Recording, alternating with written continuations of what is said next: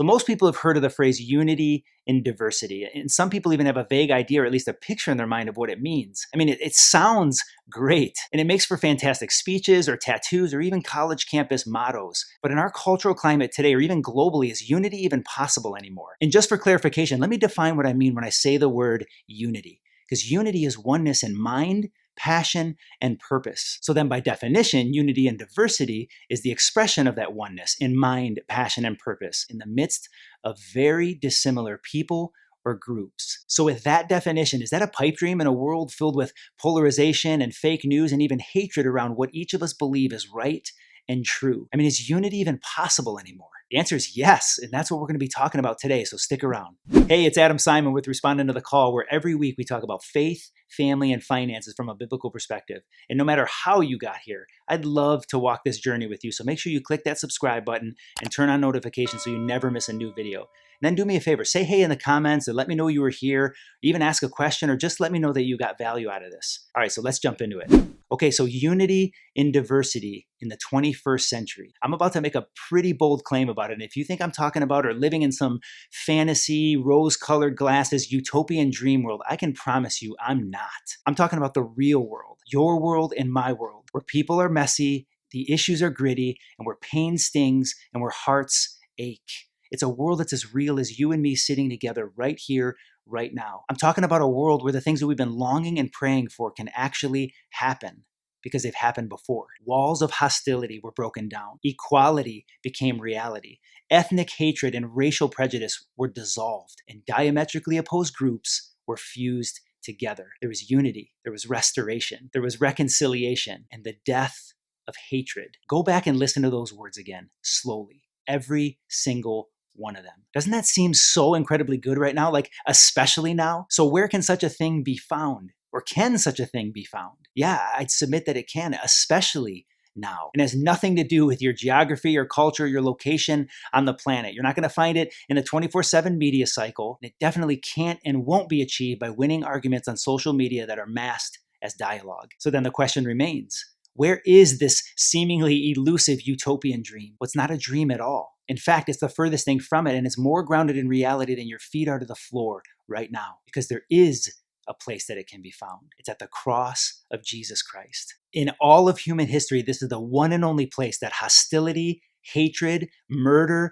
prejudice, racism, oppression, and every shade in between were dealt with and paid for once and for all. Because while every other movement, effort, and belief system in history tries to change the situation, only Jesus Christ promises to change us. Unity is not a work of social justice. It's a work of the heart. It's nothing we can do for ourselves, which is why it might seem so frustrating, because so many people and groups have tried so many times in the past with little to no success. It's because it takes a miracle, not in our own strength or by any sort of influence or political power, but by the Spirit of God Himself. This has always been the answer. We've just been asking the wrong questions. We've been asking, what can we do about it? How can we speak up and not be silent? And that's noble and right, and it's a good start. But the roots of what we're trying to pull up go way deeper than we think. Maybe a better question than asking what can we do about it is asking what did He do about it? Rather than asking how can we speak up, we can ask how has God already spoken? Because you better believe He was not silent on this. Because of all the issues and sins of the heart that Jesus bled and died for, this one was pretty much right at the top. And He spoke loud and clear. But hey, don't just take my word for it. Take His. And as I walk through this, I'm going to take a little bit of creative liberty with the text. It says, "For Christ Himself has brought peace to us. He united Jew and Gentile, black and white, Republican and Democrat into one people. In His own body on the cross, He broke down the wall of hostility that separated us." That's worth repeating.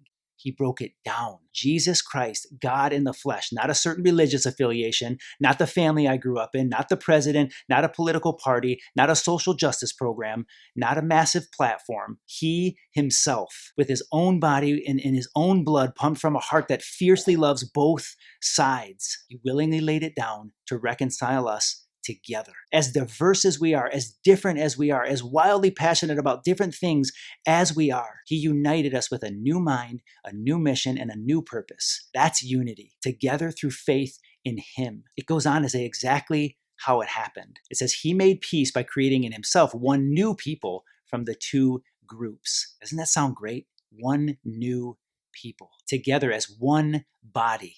Christ reconciled both groups to God by means of his death on the cross, and our hostility toward each other was put to death. And what I love most about that is that Jesus doesn't just fix what's broken.